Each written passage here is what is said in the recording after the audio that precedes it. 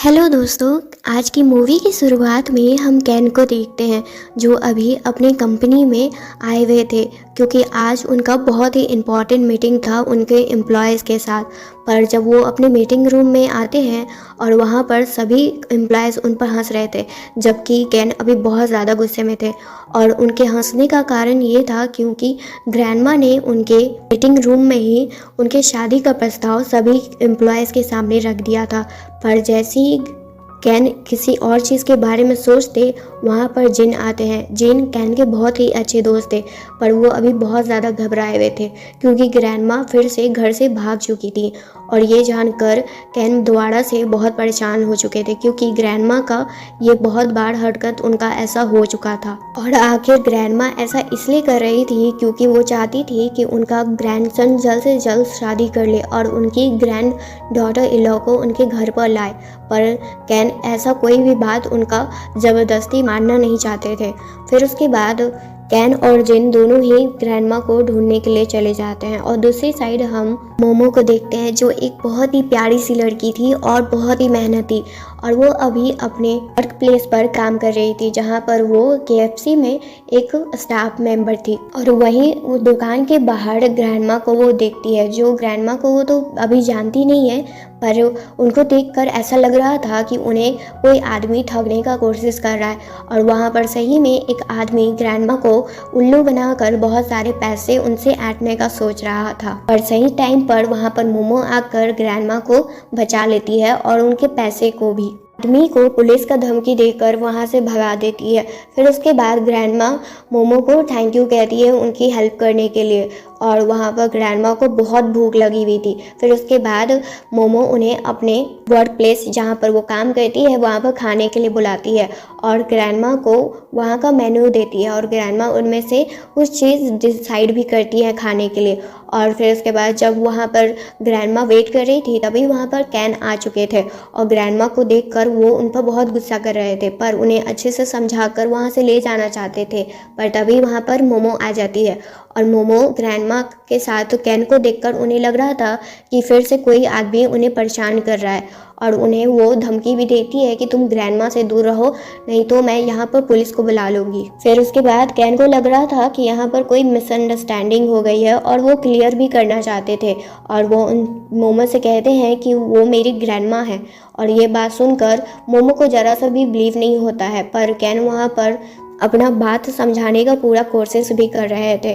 फिर उसके बाद ग्रैंडमा उन्हें खुद कहती है कि हाँ, ये सही में ये मेरा ग्रैंडसन है। और ये बात जानकर मोमो बहुत ज़्यादा ही एम्बैरस फील कर रही होती है। और उसके बाद वो मोमो समझाती भी है कि उन्हें लगा कि फिर से ग्रैंडमा को कोई ठगने के लिए आया था, इसलिए वो ऐसा बिहेव की। पर तभी वहाँ पर मोमो के ग्रैंडपा का कॉल आता है जो अभी हॉस्पिटल में थे और वो उनसे बात करने के लिए बाहर चली जाती है। पर अब कैन को लग रहा था कि ये कोई लड़की है जो पैसे के नाम पर ओल्ड लेडी को ठगने का कोशिश करती है। तो ग्रैंडमा मोमो से बहुत ज़्यादा ही खुश थी और कैन से कहती है कि तुम इसी ही अपनी वाइफ बना लो और मेरी ग्रैंड डॉटर इन लॉ, क्योंकि अगर तुम ऐसा नहीं करोगे तो मुझसे बुरा कोई नहीं होगा और फिर तुम नहीं जानते कि मैं क्या से क्या कर सकती हूँ। और दूसरी साइड मोमो बहुत ज़्यादा ही अभी उदास थी क्योंकि उनके ग्रैंडपा के पास ज़्यादा टाइम नहीं था। और ये बात तो जानती थी मोमो, क्योंकि वो उनके इलाज में भी अब कुछ नहीं कर सकती थी क्योंकि डॉक्टर उन्हें कह चुके थे। और मोमो बस अपने ग्रैंडपा का एक लास्ट विश पूरा करना चाहती थी। ग्रैंडपा चाहते थे कि मोमो का लाइफ सेटल हो जाए और उनका एक बहुत ही अच्छा हस्बैंड आ जाए और उसके बाद उनका फैमिली बन जाए। और अब कॉल कट करने के बाद मोमो समझ चुकी थी कि ग्रैंडमा ने उनसे जो अभी शादी का प्रस्ताव रखा था कैन के साथ वो उन्हें मान ले तो अच्छा होगा। फिर उसके बाद जब अंदर मोमो इस बारे में बात करने के लिए जाती है, उससे पहले ही कैन उन्हें कहते हैं कि मैं बहुत गरीब हूँ, ना मेरे पास पैसा है, ना मेरे पास घर है, ना मेरे पास गाड़ी है और मेरे ऊपर 10 मिलियन का डेब्ट भी है। और ये सुनते ही मोमो बहुत ज़्यादा चौंक जाती है क्योंकि उसे ऐसा लग रहा था कैन जिस तरह का ड्रेसिंग सेंस उसका था और जैसा वो ड्रेस पहना हुआ था वो किसी भी एंगल से इतना गरीब नहीं लग रहा था। पर फिर भी जब कैन ये सब कहता है कि ये सब नकली है, तब मोमो उसे कहती है कि मुझे इससे कोई फ़र्क नहीं पड़ता है, मैं तुम्हारी मदद करूँगी वो 10 मिलियन चुकाने में। और ये बात सुनकर कैन बहुत ज़्यादा ही हैरान हो जाता है क्योंकि उसे लग रहा था कि वो खुद एक लड़की है जो इस स्टोर में काम कर रही है और आखिर वो उसकी मदद क्यों ही करना चाहेगी। पर वहाँ मोमो का बस एक ही शर्त था कि कैन को उससे शादी करनी होगी। और अब मैरिज ब्यूरो में देखते हैं जहाँ पर कैन और मोमो की शादी हो चुकी थी और ग्रैंडमा बहुत ज़्यादा ही खुश थी क्योंकि ग्रैंडमा मोमो और कैन का सर्टिफिकेट खुद अपने पास रखी थी और वहाँ कैन को धमकी देती है कि वो मोमो के साथ हमेशा अच्छे से बिहेव करे, उसे कभी तकलीफ देने की कोशिश भी ना करे। और वहाँ पर कैन ये बात के लिए प्रॉमिस निभाने का पूरा बात कहता है कि वो ऐसा ही करेगा जैसा वो चाहती हैं। फिर उसके बाद ग्रैंडमा वहाँ से चली जाती हैं और मोमो वहाँ कैन के सामने अपना एक रिक्वेस्ट रखती है कि उसे अभी उनसे कोई ज़रूरी काम है। और ये बात सुनते ही कैन को लगता है कि फाइनली फॉक्स अपना असली चेहरा दिखाने वाली है। पर अब हॉस्पिटल में देखते हैं जहाँ पर मोमो अपने ग्रैंडपा से बात कर रही थी और ये सिचुएशन कैन को बिल्कुल भी समझ में नहीं आ रहा था। और वहाँ कैन ये साफ साफ देख पा रहा था कि ग्रैंडपा का हालत अभी कुछ ज़्यादा अच्छा नहीं है। और वहाँ मोमो अपने ग्रैंडपा से कहती है कि यही उनके ग्रैंड सन इन लॉ है। और ये बात जानकर ग्रैंडपा बहुत ज़्यादा खुश होते हैं कि फाइनली उनकी प्यारी सी पोती अब अपनी लाइफ में सेटल हो चुकी है। और वहाँ ग्रैंडपा कैन से रिक्वेस्ट भी करते हैं या ये कहे कि वो उनको धमकी भी देते हैं कि वो उनकी मोमो का अच्छे से ख्याल रखें, उन्हें कभी कोई तकलीफ़ ना दे क्योंकि वो बहुत ही प्यारी और अच्छी लड़की है। और ग्रैंडपा कैन को मोमो के साथ देखकर उन्हें लग रहा था कि सही में मोमो और कैन एक दूसरे के साथ हैं। फिर उसके बाद बाहर देखते हैं जहाँ पर मोमो आज के लिए कैन को थैंक यू कह रही होती है उनकी हेल्प करने के लिए। और वहाँ कैन अपने मन की बातों पर ही बहुत ज़्यादा गुस्सा कर रहे थे कि कहीं ना कहीं उन्होंने कितना बुरा सोच लिया था मोमो के बारे में। वो तो बस अपने ग्रैंडपा की वजह से शादी की है। फिर उसके बाद मोमो प्रॉमिस करती है कि जब ये सब कुछ ठीक हो जाएगा तो वो कैन को डिवोर्स दे देगी और उसे उसके साथ ज़बरदस्ती नहीं रहना पड़ेगा। पर वहाँ पर कैन डिवोर्स के बारे में तो अब सोच भी नहीं रहा होता है। मोमो कैन को अपने घर पर लेकर जाती है और कहती है कि हमें एक साथ एक ही घर में रहना चाहिए ताकि हम बहुत सारे पैसे बचा सकें और तुम्हारे कर्जे को पूरा कर सकें। पर घर जाने से पहले कैन अपने ऑफिस में जाते हैं और वहाँ पर वो बात कर रहे थे पर तभी वहाँ पर जिन आ जाते हैं और उनके शादी के बारे में सुनकर जिन बहुत ज़्यादा ही हैरान थे कि आखिर अचानक से कैन ऐसे कैसे शादी कर सकते हैं और क्या पता जो उनकी वाइफ है वो एक स्कैमर हो और कैन का पैसा सारा लूटने के लिए आई हो।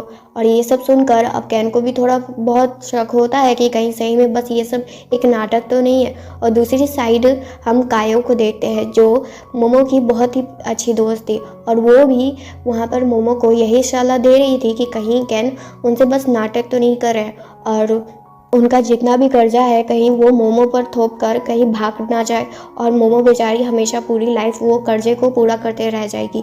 और ये बात को जल्दी पता लगाना होगा। फिर उसके बाद अब कैन को मोमो के घर पर देखते हैं जहाँ मोमो अपने किचन में कुछ ठीक कर रही होती है नल को।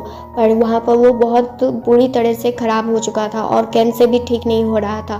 पर अब जब कैन और मोमो वहाँ ऑफिस में जाते हैं जहाँ ये कंप्लेन कर सके, वहाँ के जो स्टाफ हैं वो बहुत बदतमीज़ी से मोमो से बात कर रहे थे और कोई भी बात कैन का भी नहीं सुन रहा था।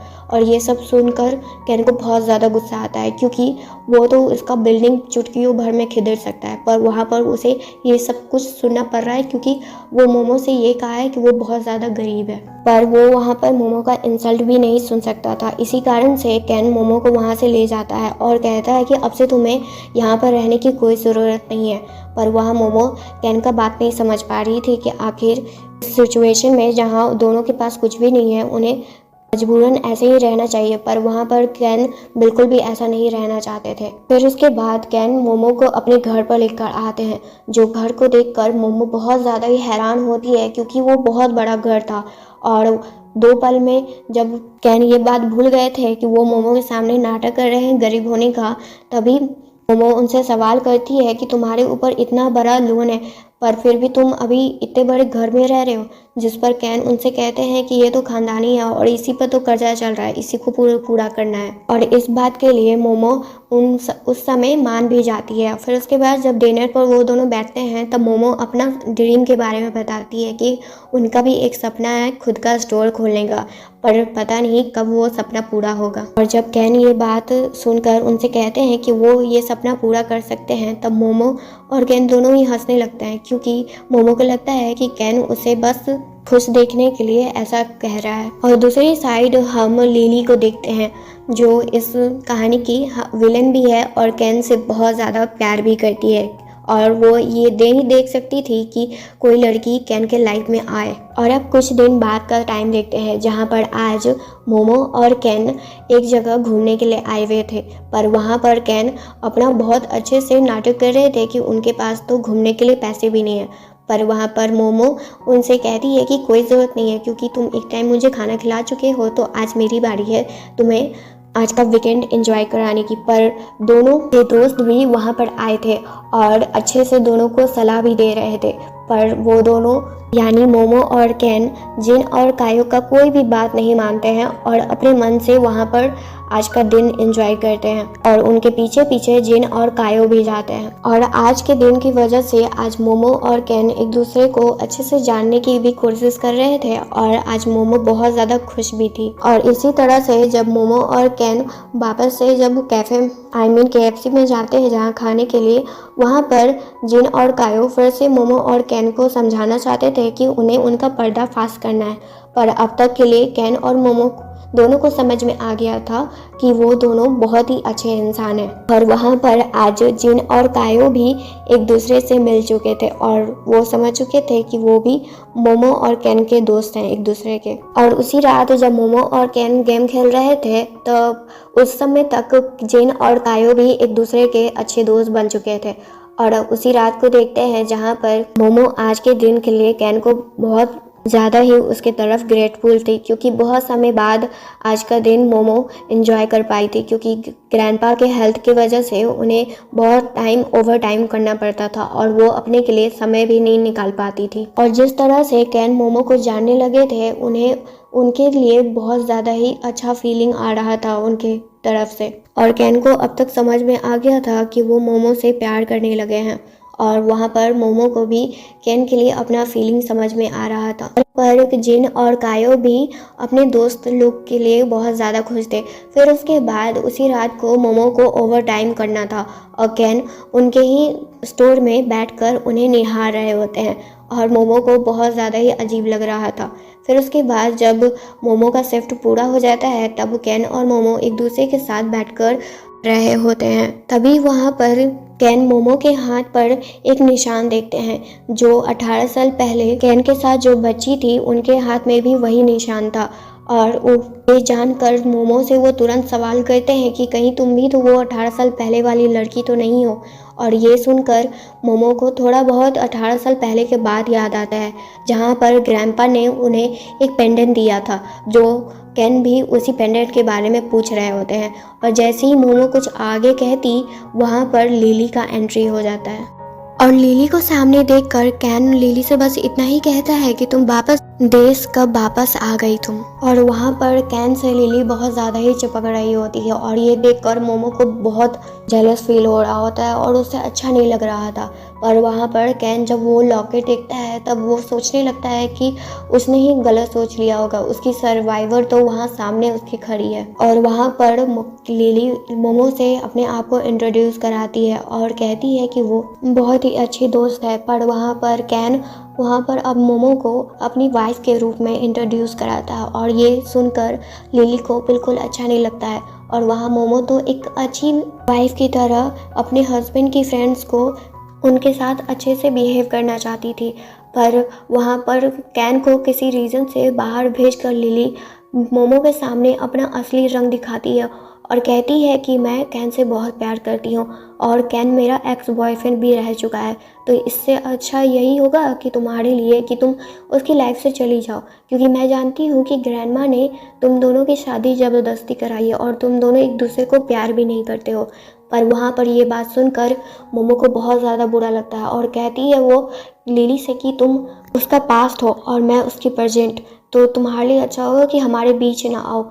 तब उस पर लिली उससे कहती है कि कैन तुम्हें जल्दी दिखा देगा कि कौन उसके दिल में है। कहीं ना कहीं मोमो को लगने लगा था कि कहीं लिली सही तो नहीं कह रही, क्योंकि कैन ने अभी तक उससे अपना प्यार का इजहार भी नहीं किया था और ना ही वो अभी तक बता पाई थी।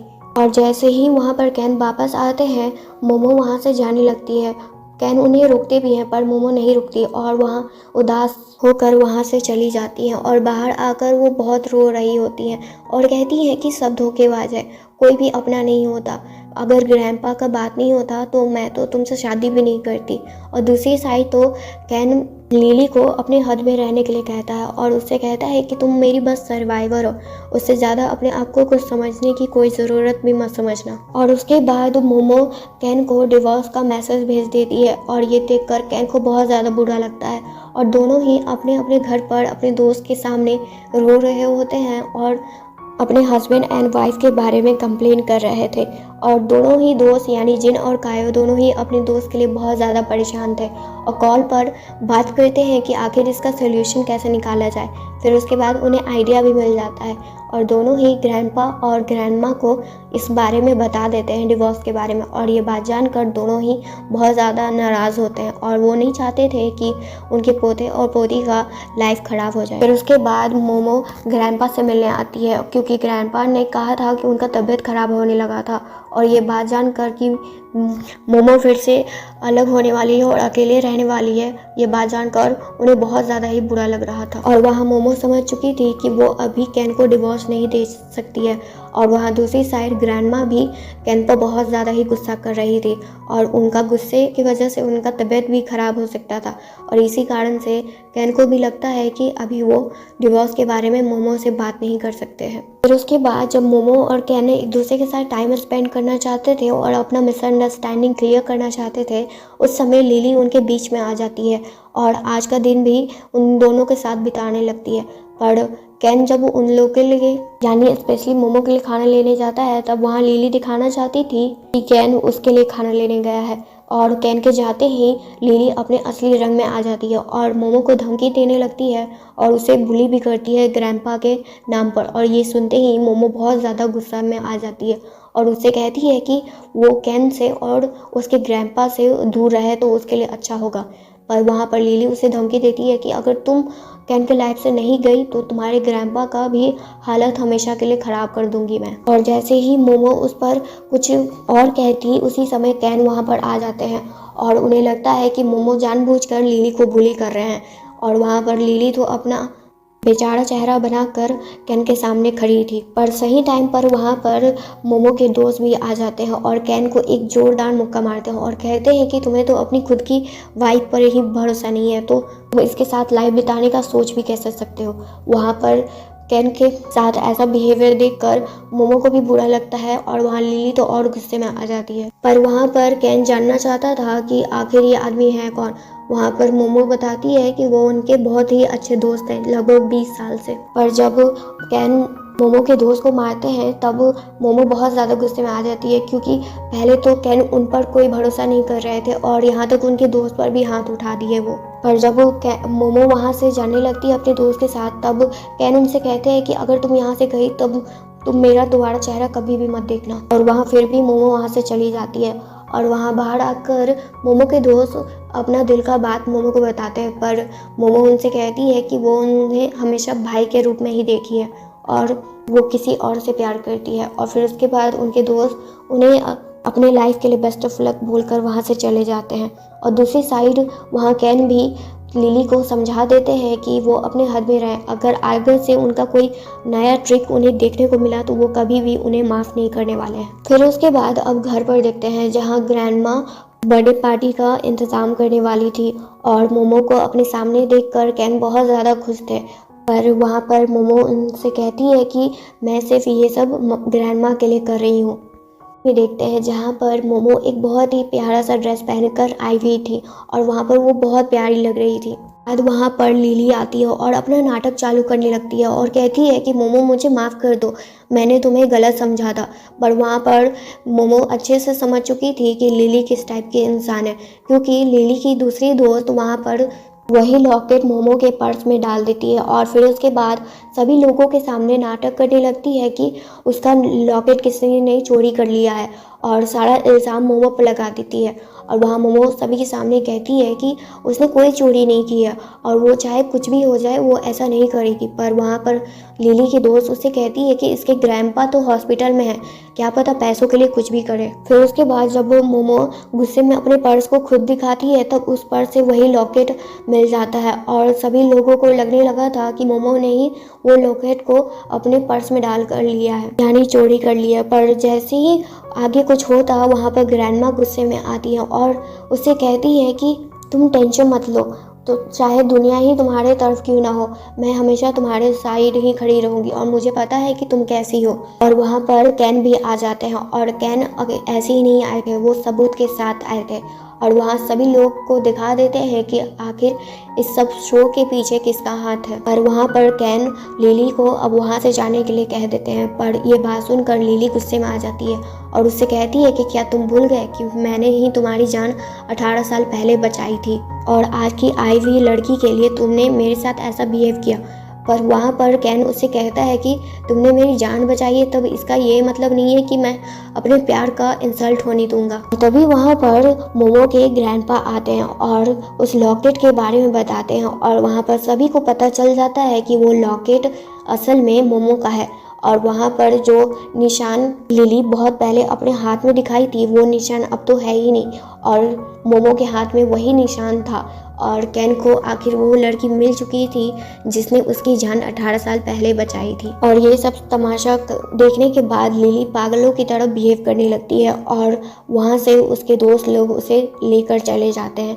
फिर उसके बाद सभी के सामने कैन मोमो को असल में अब शादी के लिए प्रपोज करते हैं, उनके रियल मैरिज के लिए। और इस शादी के लिए मोमो खुशी खुशी कैन को हाँ कह देती है। और अब मैरिज हॉल में देखते हैं जहाँ पर मोमो आज अपने वेडिंग ड्रेस में बहुत ज़्यादा ही खूबसूरत लग रही थी और उसके दोस्त और बाकी सब फैमिली मेम्बर भी उन दोनों के लिए बहुत ज़्यादा ही खुश थे।